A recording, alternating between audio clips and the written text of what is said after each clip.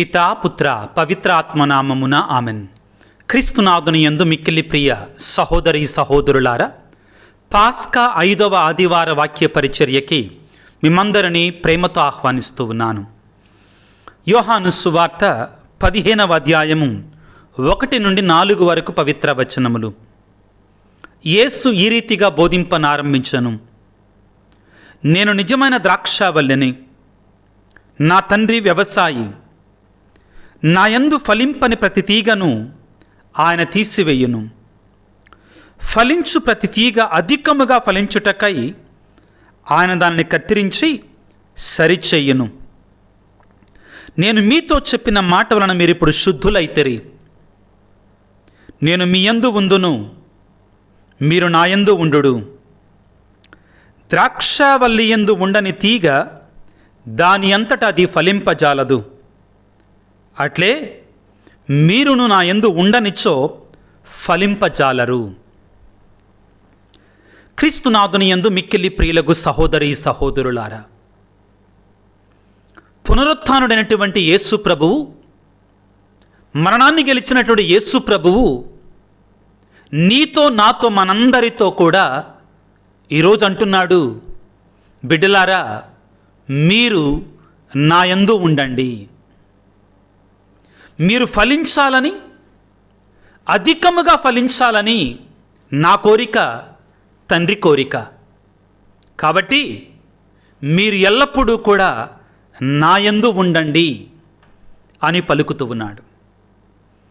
అయితే ప్రియులారా, ఇక్కడ మనందరం గుర్తుంచుకోవాల్సింది ఏమిటి అంటే, ఆయన ఎల్లప్పుడూ మనతో ఉండటానికి ఇష్టపడుతున్నాడు. ఆయన ఎల్లప్పుడూ మనతోనే ఉంటాడు, మనల్ని విడిచిపెట్టడు. కానీ మనమే కొన్నిసార్లు ఆయనను విడిచిపెట్టి వెళ్ళిపోవాలి అని అనుకుంటుంటామండి. పునరుత్థానుడి యేసు భగవానుడు ఏమన్నాడు శిష్యులతోటి? లోకాంత్యము వరకు సర్వదా నేను మీతో ఉంటాను అని పలికాడు. ఆయన ఎల్లప్పుడూ మనతోనే ఉంటాడు. ఆయన వాగ్దానం నిరర్ధకం కానేరదు. ఆయన మనతో ఉండటానికి ఆశపడుతున్నాడు, ఆరాటపడుతున్నాడు. మరి మనం ఆత్మ పరిశీలన చేసుకోవాలి. ఒక గ్రామంలో ఒక కుర్రవాడున్నాడు. తల్లి తండ్రి తాను సంతోషంగా జీవిస్తూ ఉన్నారు. ప్రతి సంవత్సరము ఎండాకాలపు సెలవులకి, సమ్మర్ హాలిడేస్కి దూరంలో ఉన్నట్టు వాళ్ళ తాతగారి ఊరికి ట్రైన్ మీద, రైలు మీద ప్రయాణమై తల్లి తండ్రి ఆ కుమారుడు కూడా వెళ్ళి అక్కడ ఒక నెల రోజుల పాటు సంతోషంగా గడిపి వచ్చేవాడు. తాతగారింటికి వెళ్ళటం అంటే చాలా ఇష్టం ఈ అబ్బాయికి. 6వ తరగతి అయిపోయింది, 7వ తరగతి అయిపోయింది, 8వ తరగతిలోనికి ప్రవేశించాడు. తండ్రితో అన్నాడు, డాడీ, నానా, నేను ఒక్కడనే వెళ్ళగలను, ఇప్పుడు మీరే రానక్కర్లా. నాకు దారి తెలియదు అనుకుంటున్నారా? నేను ఎలా ట్రైన్ ఎక్కాలో తెలియదు అనుకుంటున్నారా? నేను ఎలా ప్రయాణించాలో తెలియదు అనుకుంటున్నారా? అది ఎక్కడో నాకు తెలియదు అనుకుంటున్నారా తాతోళ్ళు? నేను ఒక్కడనే వెళతా ఈ సంవత్సరం, మీరు రానక్కర్లేదు అని చెప్పాడు. అలా కాదు నాయన, మేము కూడా వస్తాం తోడుగా. లేదు లేదు, నేను ఒంటరిగానే వెళతాను, నేను పెద్దోడిని అయిపోయా అన్నాడు. సరే నాయన అన్నాడు. ట్రైన్ దాకా వచ్చాడు. ఈ కుర్రవాడు నాకు తెలుసు అన్నట్లుగా టికెట్ కొన్నాడు. ట్రైన్లో ఎక్కుతున్నాడు. ఎక్కుతున్న సమయంలో తండ్రి అన్నాడు, బాబు, నీకొకవేళ ట్రైన్లో ప్రయాణం చేస్తుంటే ఒంటరిగా భయం వేస్తే, ఆ భయం వేసినప్పుడు నువ్వు చదువుకోవటానికి ఒక పేపర్ ముక్క నీ జేబులో పెడుతున్నాను అని చెప్పాడు. చెప్పి ఆ పేపర్ మీద ఏదో రాసి తన జేబులో పెట్టి, భయం వేసినప్పుడు తప్పనిసరిగా ఇది చదువు నాయనా అన్నాడు. సరే, భయం ఎందుకు వేస్తుందా, నేను పెద్దోడిని అయిపోయా, నాకు అన్నీ తెలుసో, మీరేం చెప్పనక్కర్లా అనుకుంటే త్వరగా ట్రైన్ ఎక్కాడు. కొంచెం దూరం వెళ్ళిన తర్వాత నిదానంగా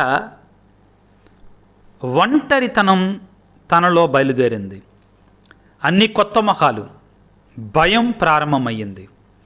నిదానంగా ప్రియులకు దేవుని బిడ్డలారా, అతనిలో నాన్న నా దగ్గర ఉంటే బాగుండేదే అనే ఆలోచన రావటం ప్రారంభించింది. ఇక నిదానంగా ఇంకా ప్రయాణమై వెళుతుండగా తనలో భయం రెట్టింపయ్యింది. ఒకలాంటి అభద్రతా భావానికి గురి అయిపోయాడు. వెంటనే ఏమో మా నాన్న ఏం చెప్పాడో, ఏమి రాశాడో పేపర్లో అనుకొని పేపర్ని బయటికి తీయగానే ఆ పేపర్లో ఏమని ఉందంటే, బాబు టెన్షన్ పడమాకు, నేను నీ ప్రక్క బోగిలోనే ఉన్నా, నీతోనే ఉన్నా, నువ్వు కంగారు పడమాకు నాయనా, నేను నిన్ను విడవను ఎడబాయను, నీతోనే ప్రయాణమై వస్తున్నాను అని చెప్పాడు. అప్పటి వరకు భయముతో ఉన్నటువంటి ఆ కుర్రవాడు, మా నాన్న ప్రక్కబోగిలోనే ఉన్నాడు, ఆపద వస్తే వెంటనే వచ్చి వేస్తాడు అని తెలియగానే ఎక్కడ లేని ధైర్యం వచ్చింది. క్రీస్తునాథుని యందు మిక్కిలి ప్రియులకు సహోదరి సహోదరులారా, ఈనాడు యేసు ప్రభు మనతో మీరు అధికముగా ఫలించాలి అంటే, మీరు ఫలాలను పొందాలి అంటే మీరు నా యందు ఉండాలి అని కోరుకుంటున్నాడు. నా యందు లేనటువంటి వాడు ఫలించలేడు అని పలుకుతూనే నేను మీ యందు ఉన్నాను అని పలుకుతున్నాడు. నేను మీతోనే ఉన్నాను అని పలుకుతున్నాడు. ప్రియులకు దేవుని బిడ్డలారా, యోహాను సువార్త 4వ అధ్యాయం 4వ వచనంలో నేను మీ యందు ఉందును, మీరు నాతో ఉండాలి అని చెప్పటానికి ముందు ప్రభు ఏమంటున్నాడు? నేను మీ యందు ఉందును అని పలుకుతున్నాడు. మనకి ఎంత ధైర్యాన్ని ఇస్తున్నాడు ఉత్థాన క్రీస్తు. ప్రియులారా, ఉత్థాన క్రీస్తు సందేశాలను మీరు చూడండి. నేను మీతో ఉంటా, నేను మేము విడువని ఎడబాయను, లోకాంత్యము వరకు సర్వదా నేను మీకు తోడై ఉందును. ఎంత ఆదరణకరమైనటువంటి మాటలు ప్రియులకు దేవుని బిడ్డలారా. ప్రేమనటు బిడ్డ, నువ్వు ఏ స్థితిలో ఉన్నా, ఏ పరిస్థితుల్లో ఉన్నా, నీ జీవితం ఎటువంటిదైనా, ఒక గురువు అయినా, ఒక మట్టకన్య అయినా, ఒక ఉపదేశం అయినా కానీ, ఒక గృహస్థ క్రైస్తవులైన, ఒక తండ్రి అయినా, తల్లి అయినా, పిల్లవాడైనా కానీ, ప్రభు మనందరితోటి ఒక ఉత్థాన క్రీస్తు పలికేటువంటి వాగ్దానకరమైనటువంటి సంతోషదాయకమైన మాట ఏమిటి అంటే, బిడ్డ నేను నిన్ను విడువను ఎడబాయను, నేను లోకాంత్యము వరకు నీతోనే ఉంటాను. కానీ సమస్యల్లా వచ్చిందల్లా ఏమిటంటే, మనతోటి ఆ కుర్రవాడిలాగా మన ఫ్రీడమ్, స్వేచ్ఛ, స్వతంత్రం. ఆత్మీయ జీవితంలో స్వేచ్ఛ అంటే ఏంటో తెలుసా? Please note this point. దయచేసి ఈ మాటను గుర్తుపెట్టుకోండి ఎప్పుడూ కూడా. ఆత్మీయ జీవితంలో స్వేచ్ఛ అంటే ఏంటో తెలుసా? దయచేసి అందరూ గుర్తుపెట్టుకోండి. ఏంటంటే, నాకు నేనుగా నిర్ణయించుకొని, నాకు నేనుగా ఒక నిర్ణయానికి వచ్చి, నేను నా తండ్రితోనే ఉంటాను, నా ఉత్థాన క్రీస్తుతోనే ఉంటాను, నా పరలోక తండ్రితోనే పరిశుద్ధాత్మతోటే ఉంటాను, దేవా నన్ను స్వీకరించయ్యా అని మన స్వేచ్ఛ స్వతంత్రముతో మనకు ఆయనకి సమర్పించుకోవటం, ఆయనకి అంటు కట్టబడటం, ఆయనతో అంటి పెట్టుకొని ఉండటం, ఇది నిజమైన స్వాతంత్రం ఆత్మీయ జీవితంలో. ప్రియులారా, ఆయన ఎదగొద్దు అంటల్లా, కానీ ఆయన చెప్పేదేంటి? లూకాసు వార్త 15వ అధ్యాయం 11వ వచనం నుంచి మనం చదువుకుంటే, ఆ దుడుకుచున్నవాడు స్వేచ్ఛను కోరుకున్నాడు, స్వతంత్రాన్ని కోరుకున్నాడు. కానీ ఏ స్వేచ్ఛ, ఏ స్వతంత్రాన్ని కోరుకున్నాడు? లూకా 15, 11, 12, 13లో నా ఆస్తిని నాకు ఇచ్చేసేయి, నీతో నాకు సంబంధం లేదు, నీ నుండి దూరం అయిపోవాలని ఉంది, లోకం వెంట పరిగెట్టాలని ఉంది. ఈ స్వతంత్రం వద్దు మనకి. ఇది ప్రమాదకరమైన స్వతంత్రం, ఇది ఫలింపజేసే స్వతంత్రం కాదు. ప్రియులారా, మనం అనుకుంటాం ఆ వ్యక్తితో అటాచ్మెంట్, ఆ దానితో వాళ్ళని నమ్ముకుంటాం ప్రియులారా. కానీ ఇవన్నీ కూడా మనకి నిజమైనట్టు పరిపూర్ణత, ఫుల్ఫిల్మెంట్, ఫ్రూట్ఫుల్నెస్ని తీసుకురావండి. మనంతట మనముగా ప్రియులారా, స్వేచ్ఛలో, మన స్వతంత్రములో నేను ఎల్లప్పుడూ కూడా ఆ పరిశుద్ధాత్మలో, ఆ క్రీస్తు ప్రభువుతో తండ్రి దేవునికి అంకితమై ఉంటాను, అంటి పెట్టుకొని ఉంటాను, ఆయనతోనే ఉంటాను. ఇది మనం గుర్తుపెట్టుకోవాలి ప్రియులారా.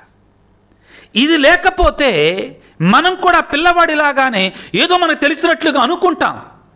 కాబట్టి ప్రభువు ప్రారంభంలోనే ఏమంటాడంటే, యోహాను సువార్త 15వ అధ్యాయం 4వ వచనములో నేను మీ యందు ఉందును. ఫస్ట్ దీన్ని అంటున్నాడండి, నేను మీతో ఉంటాను. ఆ తర్వాత మీరు నా యందు ఉండండి. So Jesus is guaranteeing us, is assuring us that he will be with us. He will be with us. Bible గ్రంథం ఒక మాట అంటది, ఏమిటి అంటే, we may be unfaithful but he is always faithful. Timothy పత్రికలో ఉంటుందండి. We may be unfaithful but he is always faithful. We may go away from him but he is always behind us. మన వెంట వస్తూనే ఉంటాడండి ఆ తండ్రి. ప్రభు ఈరోజు కోరుకునేది ఏంటంటే, బిడ్డలారా మీరు ఫలించాలి. మామూలుగా ఫలించొద్దు, మీరు అధికముగా ఫలించాలి. తర్వాత మనం ధ్యానం చేసుకుందాం. అధికముగా ఫలించాలి. ఎలా ఫలించాలి? అధికముగా. మీరు అధికముగా ఫలించాలంటే మొదటిగా మీరు నా యందు ఉండాలి. ప్రభువు ఉత్థానమైన తర్వాత పలుచోట్ల నేను మీతో ఉంటాను అని వాగ్దానం చేస్తాడు. మత్తయి శుభవార్త 28వ అధ్యాయం 20వ వచనంలో, లోకాంత్యము వరకు సర్వదా నేను మీతో ఉంటాను. మొదటిగా ఆయన మనతో ఉంటానంటున్నాడు. మత్తయి శుభవార్త 1వ అధ్యాయం 21 నుంచి 23 వరకు మనం చదువుకుంటే, ఆయన ఇమ్మానుయేలు దేవుడు, ఎలయనగా దేవుడు మనతో ఉన్నవాడు. ఈరోజు మనం చదువుకున్న వాక్యములోనే యోహాను సువార్త 15వ అధ్యాయం 5వ వచనములో ఏమంటున్నాడంటే, నేను ద్రాక్షావల్లిని, మీరు తీగలు. ఎవడు నా యందు ఉండునో నేను ఎవని యందు ఉందునో. నేను ఉంటానంటున్నాడు పిల్లారా. కాబట్టి మొదటిగా ఆయన మనందు ఉంటాడు. ప్రభునందు ప్రియులకు దేవుని బిడ్డలారా, ఈనాడు మనం చదువుకున్న సువిశేషాన్ని కొన్ని నిమిషాల పాటు ధ్యానం చేసుకుంటూ ముందుకు వెళ్ళటానికి ప్రయత్నం చేద్దాం. యోహాను సువార్త 15వ అధ్యాయము 1వ వచనంలో ప్రభు అంటున్నాడు, ఏమంటున్నాడు? నేను నిజమైన ద్రాక్షావల్లిని. జాగ్రత్తగా ఆలకించండి. నేను నిజమైన ద్రాక్షావల్లిని. నేను నిజమైన ద్రాక్షావల్లిని. ప్రభు ఎందుకని నిజమైన ద్రాక్షావల్లిని అంటున్నాడు? ద్రాక్షావల్లి అనొచ్చు కదా, కానీ నిజమైన ద్రాక్షావల్లిని అనే పదం ఎందుకు వాడుతున్నాడు? చాలా ముఖ్యమైన పదం, ధ్యానం చేసుకోవాలి. ఎందుకని అంటే, ఇశ్రాయేలు ప్రజలని ద్రాక్ష తోటతో పోల్చుతుంది బైబిల్ గ్రంథం. ఇశ్రాయేలు జనాంగాన్ని, ఇశ్రాయేలు ప్రజలందరినీ కూడా కలిపి ఆ జాతిని, ఇశ్రాయేలు జాతిని ద్రాక్ష తోటతో పోలుస్తుంది పరిశుద్ధ బైబిల్ గ్రంథం. ఇర్మియా గ్రంథము ఏమంటుందంటే, నేను నా ప్రజలను ఒక ద్రాక్ష తోటలాగా నాటాను, కానీ ఏమైంది? ఆ ద్రాక్ష తోటకి నేను ఏం చేశాను? ఎరువేశాను, నీళ్లు పోశాను, చుట్టూ కూడా రక్షణ కొరకై కంచె వేశాను, కాపలాదారులను పెట్టాను, కానీ అది ఫలించలేదు. అంటే ద్రాక్ష తోట ఎవరు? ద్రాక్ష చెట్లు ఎవరు? ఇశ్రాయేలు ప్రజలు. కానీ ఇశ్రాయేలు ప్రజలు ఎటువంటి వారయ్యారు? ఫలించని ద్రాక్ష చెట్లుగా మారిపోయారు. తరువాత మత్తయి శుభవార్త, హోషేయ గ్రంథంలో కూడా ఉంటుందండి, కానీ మత్తయి శుభవార్తకు వద్దాం. ఏమంటాడు? అక్కడ కూడా ఇదే ఉపమానం అండి. ఏమని? నేను ద్రాక్ష తోటను నాటి ఆ ద్రాక్ష తోటని కౌలుదారులకి నేను గుత్తకిచ్చాను. మత్తయి శుభవార్త 21వ అధ్యాయం 33 నుండి 45 వరకు. ప్రియులారా, కౌలుదారులకి కౌలుకిచ్చాను, కానీ వారు నా ద్రాక్ష తోటని నాశనము చేశారు, నాకు ఫలాలు ఇవ్వలేదు. ఎవరు వీరు? పరిసయ్యులు, ధర్మశాస్త్ర బోధకులు, ప్రధానార్చకులు. ప్రియులకు దేవుని బిడ్డలారా, కాబట్టి ఈ తోటలన్నీ కూడా తప్పుడు దారిలో ప్రయాణం చేశాయి. ఈ చెట్లన్నీ కూడా సరిగా లేవు. కాబట్టి ప్రభు ఏమంటున్నాడంటే, నేను నిజమైన ద్రాక్షావల్లిని. మూల భాషలోనికి వెళితే, నేను మంచి ద్రాక్షావల్లిని, నేను ఫలించే ద్రాక్షావల్లిని, నేను శ్రేష్టమైన ద్రాక్షావల్లిని, ఐఎమ్ ద ట్రూ వైన్. ఇన్ని అర్థాలు ఉంటాయండి మూల భాషలో. కాబట్టి యేసుప్రభు ఏమంటున్నాడు ఇక్కడ? దయచేసి ఇప్పుడు గుర్తుపెట్టుకోండి, నేను ఫలించనటువంటి ఇటువంటి ద్రాక్షావల్లిని కాదు, నేను నిజమైన ద్రాక్షావల్లిని, నేను మంచి ద్రాక్షావల్లిని, నేను ఫలించే ద్రాక్షావల్లిని. ఈ చెట్టు దేవుని చేత ఏర్పాటు చేయబడినటువంటి క్రీస్తు, ఫలించే చెట్టు. ప్రియులారా, ప్రియులకు దేవుని బిడ్డలారా, ఇశ్రాయేలు ప్రజలకి మూడు అనాలండి, 3 విషయాలు చాలా ఈజీగా అర్థమవుతాయి. మొదటిది ఏంటంటే గొర్రెలు, రెండవది ఏంటంటే ద్రాక్ష తోట, మూడవది ఏంటంటే గోధుమ పంట. అర్థమై ఉంటుంది మీకు ఇప్పుడు. గొర్రెలు, ద్రాక్ష పంట, ద్రాక్ష తోట, ద్రాక్ష రసము, మూడవది గోధుమ పంట. ప్రభు ఎప్పుడూ కూడా వారికి అర్థమయ్యే భాషని, వారికి అర్థమయ్యేటువంటి ఉపమానాలను తీసుకొని తనకు అన్వయించుకొని దేవుని యొక్క సందేశాన్ని, భావగర్భితమైన సందేశాన్ని ప్రజలకు అతి సులువుగా చేరవేస్తున్నారు. అర్థమయ్యే భాషలో చెప్తున్నారు. వారికి అర్థమయ్యేటట్లుగా, నేను నిజమైన ద్రాక్షవల్లిని. ద్రాక్ష చెట్టుని నాటడం అంత సులువు కాదండి, చాలా లోతుగా నాటాలి. దానికి చేయవలసినట్టు పోషణ అంతా చేస్తేనే అది పండుతుందండి. చాలా శ్రమతో కూడినటువంటిది. ముఖ్యంగా ఈ జర్మనీ దేశం నుండి క్రిందికి వెళుతున్న సమయంలో, ఇటలీ దేశానికి వెళుతున్న సమయంలో ఆల్పెన్, డాలమీటన్ అవి దాటి వెళుతుండగా కొండలు ఉంటాయండి. ఆ కొండల మీద ఏటవాలు ప్రాంతంలో ఈ ద్రాక్ష తోటలు చాలా సుందరంగా ఉంటాయి పిల్లారా, చాలా అందంగా ఉంటాయి, కనులకు చాలా సుందరంగా కనబడతాయి. ప్రియులకు దేవుని బిడ్డల చాలా కష్టసాధ్యమైనటువంటిది.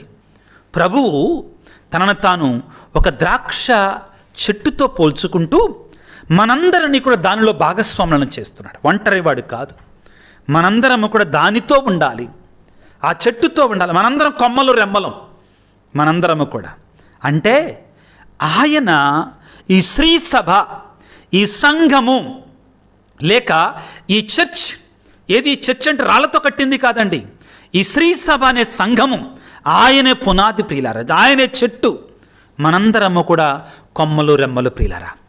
కాబట్టి ప్రభు ఏమంటున్నాడంటే, మొదటిగా నేను నిజమైన ద్రాక్షవల్లిని.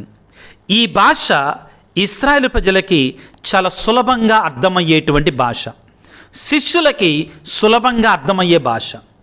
ఈ ద్రాక్ష తోటను వెయ్యగానే సరిపోలా, దానికి చుట్టూ కూడా కాపలా వేయాలి, కంచె వేయాలి, కౌలుదారులను పెట్టాలి, సంరక్షకులను పెట్టాలి, దానికి నీటిని ఏర్పాటు చేయాలి, ఎరువు వేయాలి, పీడ రాకుండా చెడ రాకుండా మందులు కొట్టాలి, ఇవన్నీ కూడా చేయాలి. కష్టసాధ్యమైనట్టు పంట. రెండవది ఏమంటున్నాడంటే చాలా ముఖ్యమైన మాట ప్రియులారా, గుర్తుపెట్టుకోండి ఈ మాట, అధికముగా ఫలించాలి నా కొమ్మలు నా రెమ్మలు. దేవుని కోరిక ఏమిటి అంటే, తన కొమ్మలమైన మనము ఫలము లేనటువంటి వారముగా ఉండకూడదు. ఫలము లేనటువంటి వారు ఎవరు? ఇశ్రాయేలు ప్రజలు. వారు ఫలాలను ఇవ్వాల, మనం అలాగా ఉండకూడదు తన బిడ్డలో. కాబట్టి ప్రభు ఏమంటున్నాడు, నేను చెట్టుని, నా కొమ్మలు మీరు బాగా ఫలించాలి. ఈ చెట్టును చూసుకునేటువంటి వారు ఎవరు? పరలోక తండ్రి ప్రియులారా, పరలోక తండ్రి చూసుకుంటాడు. కానీ ఇక్కడ చెప్పేది ఏంటంటే, మీరు అధికముగా ఫలించాలి. యోహాను 15:2 ఏమంటాడంటే యేసు ప్రభు, నా యందు ఫలింపని ప్రతి తీగ ఆయన తీసివేయను, ఫలించు ప్రతి తీగ అధికముగా ఫలించుటకై. ఎలా ఫలించాలి? అధికముగా ఫలించటంకై ఆయన కత్తిరించారు. మనం అధికముగా కొంచెం తోటి సరిపెట్టుకునే రకంగా అది యేసు ప్రభు. చాలే, సర్దుకుందాంలే, ఈ వ్యవహారాలు వద్దు యేసు ప్రభువుకి. ఆయన శ్రేష్టమైన ద్రాక్షారసాన్ని ఇస్తాడు. ఆయన 5,000 మందికి ఆహారాన్ని పంచితే, రొట్టెలు పంచితే, నిండినటువంటి వాటిని 12 గంపలకు ఎత్తాడు. ఈ రీతిగా ఆయన సమృద్ధినిచ్చేటువంటి దేవుడు, సమృద్ధిని మన నుండి కోరుకునే దేవుడు ప్రియులారా. అరకొర జీవితాలు ఆయనకొద్దు, ఆదివారపు క్రైస్తవులు ఆయనకొద్దు. మనం సమృద్ధి అయిన క్రైస్తవులంగా జీవించాలి, పరిపూర్ణమైన క్రైస్తవులంగా మనం బ్రతకాలి కోరుకుంటున్నాడు. అధికముగా ఫలించాలి, ఒక చోట కాదండి. ఈనాటి సువిశేషంలో 3-4 చోట్ల అంటాడండి, అధికముగా ఫలించాలి, అధికముగా ఫలించాలి, అధికముగా ఫలించాలని. ఏమంటాడు? 5వ వచనములో మనం యోహాను సువార్త 15:2 చదువుకున్న ఏమని? ఫలించు ప్రతి తీగ అధికముగా ఫలించుటకై అన్నాడు. మరలా 15వ అధ్యాయం 5వ వచనంలో ఏమంటాడంటే, మరలా ప్రభు అంటున్నాడు పిల్లలు ఏమని అంటే, అతడు అధికముగా ఫలించును, ఎవడైతే నా యందు ఉంటాడో అతడు అధికముగా ఫలించును అని పలుకుతున్నాడు. ఆ తర్వాత మరొకసారి పిల్లారా యోహాను సువార్త 15వ అధ్యాయం 8వ వచనంలో, మీరు అధికముగా ఫలించుట యందు నా తండ్రి మహిమ పరచబడును. ప్రియులారా, ప్రభు ఏమంటున్నాడు? నేను నిజమైన ద్రాక్షావళిని మొదటిగా పలికాడు. రెండవది ఏమంటున్నాడు? మీరు అధికముగా ఫలించాలి. అరకొర జీవితాలు వద్దు మనకి, అరకొర క్రైస్తవ జీవితాలు వద్దు మనకి అంటున్నాడు. ఇక మూడవది ప్రియులారా ఏమంటున్నాడంటే, ఫలించాలంటే ఆయనతో ఉండాలి. ఆయనతో లేకుండా ఫలితాలు లేవు, ఫలాలు లేవు. కాబట్టి మనం ఎల్లప్పుడూ కూడా ఆయనలో ఉండాలి. ఇక్కడ ఒక చిట్కా ఉంది ప్రియులారా, ఇక్కడ ఒక సీక్రెట్ ఉంది. ఏమిటి అంటే, ఫలిస్తేనే చెట్టుతో ఉంటాం. గుర్తుపెట్టుకోండి, మనం ఫలిస్తేనే యేసు అనే చెట్టుతో ఉంటాం. యేసు అనే చెట్టుతో ఉంటే, చెట్టుతోనే ఉంటే అధికముగా ఫలిస్తాం. రెసిప్రోకల్ అండి. మనం ఫలించాలంటే ఆయనతో ఉండాలి, మనం ఆయనతో ఉంటే అధికముగా ఫలిస్తాం. గుర్తుపెట్టుకుందాం దీన్ని. ఏమంటుంది యోహాను సువార్త 5వ అధ్యాయం 15వ అధ్యాయం 5వ వచనంలో, మనం ఫలించాలంటే ఆయన యందు ఉండాలి. నేను ద్రాక్షావల్లిని, మీరు తీగలు. ఎవడు నా యందు ఉండునో, నేను ఎవని యందు ఉండునో అతడు అధికముగా ఫలించును. ఏలయనగా నేను లేక మీరు ఏమీయూ చేయజాలరు.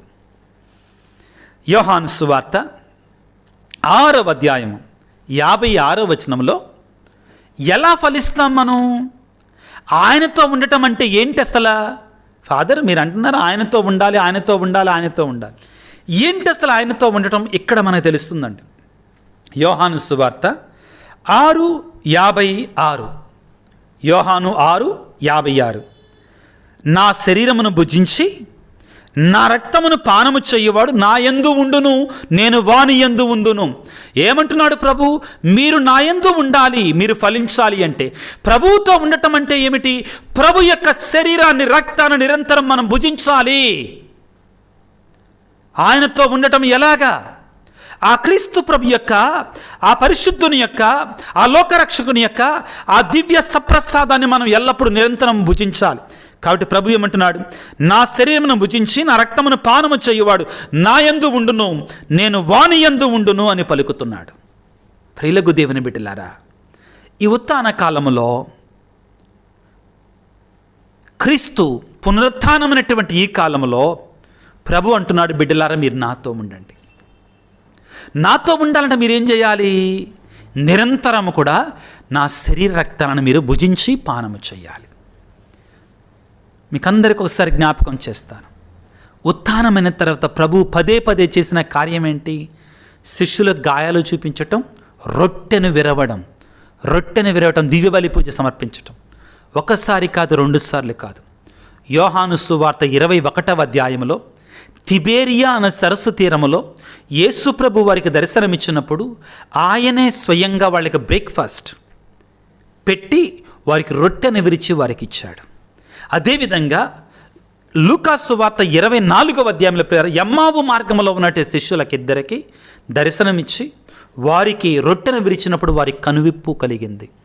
ఆ తరువాత అదైన వెంటనే ప్రియులారా మరొకసారి శిష్యులందరూ గుమికూడి ఉండగా వారి మధ్యలోనికి వచ్చి, మీ వద్ద తినుటకేమైనా ఉన్నదనని దానిని విరచి శిష్యులకు ఇవ్వగానే ఆహా ప్రభు అని గుర్తించగలిగారు.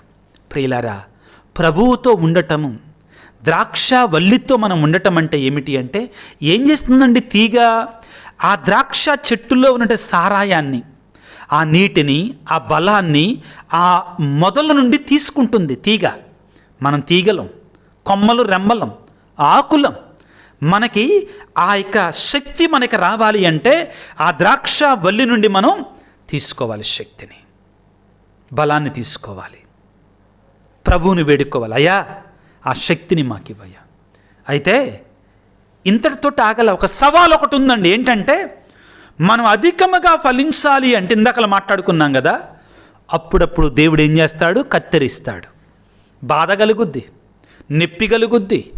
పూలబాట కాదు యేసయ్య బాట, సవాలుతో ఉన్నటువంటిది. శ్రమలుంటాయి ఇక్కడ, బాధలుంటాయి ఇక్కడ. కత్తిరిస్తాడు, అప్పుడప్పుడు సవాలు చేస్తాడు, శ్రమలుంటాయి ప్రియులకు దేవుని బిడ్డలారా. క్రైస్తవ జీవితం పూలబాట కాదు. క్రైస్తవ జీవితం సులువైనటువంటి మార్గం కాదు. క్రైస్తవ జీవితం సువిశాలమైన మార్గము కాదు. ప్రభు అంటాడు, సువిశాలమైన మార్గంలో ఎంతోమంది వెళతారు, కానీ అది నిటారుగా నరకానికి తీసుకొని వెళుతుంది. ఇరుకైన మార్గము గుండా వెళ్ళాలి. ఇరుకైన మార్గము గుండా వెళ్ళేటప్పుడు శ్రమలుంటాయి, బాధలుంటాయి, సవాళ్ళుంటాయి. కత్తిరిస్తాడు దేవుడు అప్పుడప్పుడు మనల్ని, శ్రమలతో మనల్ని పరీక్షిస్తాడు పిల్లారా. వాటిని తట్టుకోగలగాలి. చిన్న చిన్న శ్రమలకే మనం బెండు పడిపోయి అయ్యో నా వల్ల కాదు అంటే మనం ఫలించలేం, ఫలాలను ఇవ్వలేం, అధికముగా ఫలించలేం. ప్రియులకు దేవుని బిడ్డలారా, ఏమంటున్నాడు యోహాను సువార్త 15వ అధ్యాయం 2వ వచనములో, నా యందు ఫలింపని ప్రతి తీగను ఆయన తీసివేస్తాడు, ఫలించు ప్రతి తీగను అధికముగా ఫలించుటకై ఆయన కత్తిరించి సరిచేస్తాడు. కత్తిరిస్తాడు ఆయన. ప్రియులకు దేవుని బిడ్డలారా, ఈ కత్తిరించటాన్ని గురించి పేతురు గారు రాసిన మొదటి లేఖ 4వ అధ్యాయము, పేతురు రాసిన మొదటి లేఖ 4వ అధ్యాయము 13వ వచనం నుంచి 14వ వచనాన్ని చదువుకుందాం. క్రీస్తు బాధలలో పాలు పంచుకొనుచుంటిమని ఆనందించండి. కత్తిరించటం, దాని వలన ఆయన మహిమ ప్రదర్శితబడినప్పుడు మీరు మహానందమును అనుభవింపగలరు. క్రీస్తు అనుచరులమని మీరు అవమానింపబడినచో మీరు ధన్యులు. ఎలయన ఆ మహిమోపేతమగు దేవుని ఆత్మ మీ యందు చేరి ఉన్నదని దాని భావము. ప్రియులారా, చాలా స్పష్టంగా చెప్తున్నాడు.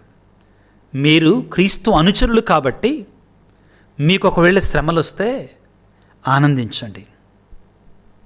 మీరు అధికముగా ఫలించబోతున్నారు. మీరు అధికముగా ఆదిమ క్రైస్తవ సంఘాలను చూడండి పిల్లారా. గొప్ప గొప్ప పునీతులు, మహామహా పునీతులు, వారి యొక్క పేర్లు ప్రియులకు దేవుని జీవగ్రంథంలో రాయబడి ఉన్నాయి. వారి యొక్క పేర్లు దివ్యబలి పూజ పుస్తకంలో రాయబడి ఉన్నాయి. ప్రియులకు స్టెఫాను గారి యొక్క వేదసాక్షి మరణాన్ని మనం చూస్తాం. పౌలు గారి యొక్క వేదసాక్షి మరణాన్ని మనం చూస్తాం. పేతురు గారి యొక్క మరణాన్ని చూస్తాం. వీరందరూ కూడా కత్తిరించబడ్డారు, శ్రమలు పొందారు, బాధలు పొందారు. ప్రియులకు దేవుని బిడ్డలారా, నీవు నేను కూడా అంతే. శ్రమలు లేకుండా, బాధలు లేకుండా మహిమను పొందలేము. పౌలు గారు చెప్పినట్లుగా నేను మంచి పోరాటమును పోరాడితని, మామూలుగా వెళ్ళాల, పోరాటాన్ని పోరాడాడు ఆయన. పోరాటం అంటే ఏంటి? కత్తి దూసి యుద్ధం చేయటం. ఎవరి మీద? తోటి వాళ్ళ మీద కాదు, సైతాను మీద, సాతాను శక్తుల మీద పోరాటం ఇది. కత్తిరిస్తాడు దేవుడు మనల్ని. ప్రియులకు దేవుని బిడ్డలారా, కాబట్టి ఏమంటున్నాడు? క్రీస్తు బాధలలో మీరు పాలు పంచుకొనుచున్నప్పుడు మీరు ఆనందించండి. దానివలన ఆయన మహిమ ప్రదర్శింపబడిన నాడు మీరు మహానందమును అనుభవింపగలరు. 16వ వచనాన్ని కూడా చదువుకుందాం. క్రైస్తవులైనంత మాత్రమునకే మీరు కష్టపడవలసి వచ్చినచో దానికి సిగ్గుపడకండి.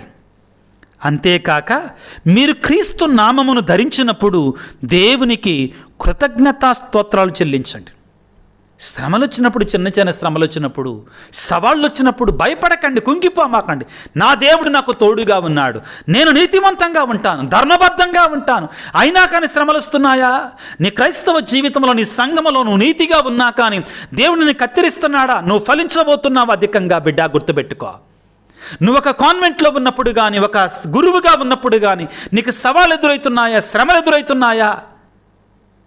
నువ్వు ఫలించబోతున్నావు. అధికముగా ఫలింపజేస్తున్నాడు దేవుడు నిన్ను. త్వరలోనే ఫలింప చేయబోతున్నాడు దేవుడు నిన్ను. గుర్తుపెట్టుకో ప్రియబిడ్డ, నువ్వు దీవించబడుతున్నావు. 4 ముఖ్యమైనటువంటి విషయాలు ఈరోజు మనం ధ్యానించాలి. యేసు అంటున్నాడు, నేను నిజమైన ద్రాక్షావల్లిని.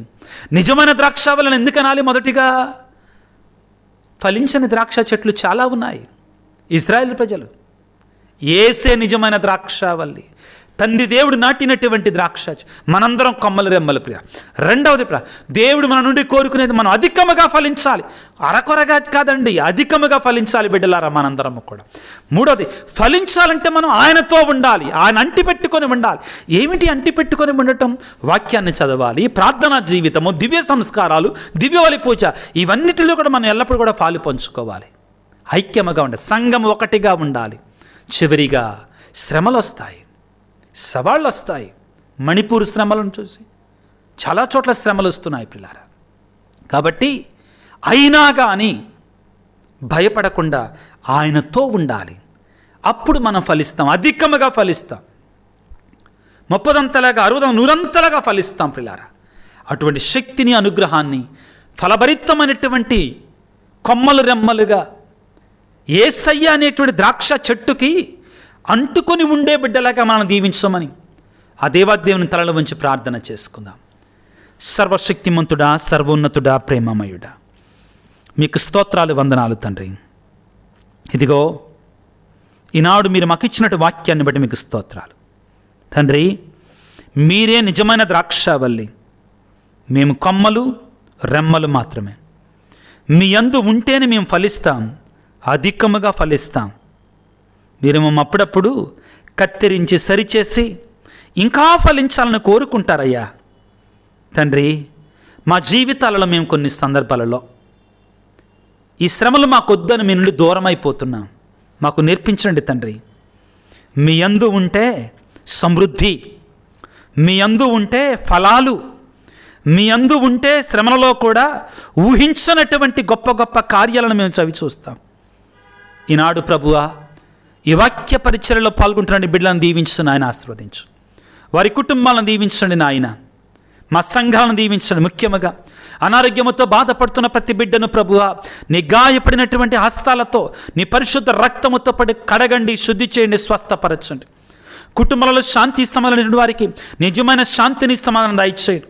ప్రత్యేకమైన రీతిలో యేసు రాజా, నేను ప్రభు ఈ రోజున ఎవరైతే క్రైస్తవులు శ్రమలు పొందుతున్నారో, నీ నిమిత్తమై ప్రభు పాటులు పొందుతున్నారు, ఆ బిడ్డల కొరకే ప్రార్థిస్తున్నాను తండ్రి. దీవించండి, ఆశీర్వదించు. వారికి శక్తినివ్వండి తండ్రి. నీతో అంటు కట్టబడి ఉండటానికి కాల్సినటువంటి అనుగ్రహాన్ని ప్రసాదించమని మరి ముఖ్యంగా ప్రభువా, మా కోసం ప్రార్థించండి స్వామిని. ఎవరైతే అడుగుతున్నారో వారందరినీ దీవించమని, ఆశీర్వదించమని మా ప్రభు అయిన క్రీస్తు ద్వారా వేడుకొనిచున్నాము తండ్రి. ఆమెన్. ప్రభువు మీతో ఉందురుగాక, మీ ఆత్మతో ఉందురుగాక. సర్వశక్తి గల సర్వేశ్వరుడు మిమ్ము మీ కుటుంబాలని దీవించుదురుగాక. పిత, పుత్ర, పవిత్రాత్మ నామమున ఆమెన్. God bless you. దేవుడు మిమ్ము దీవించుగాక. ఆమెన్.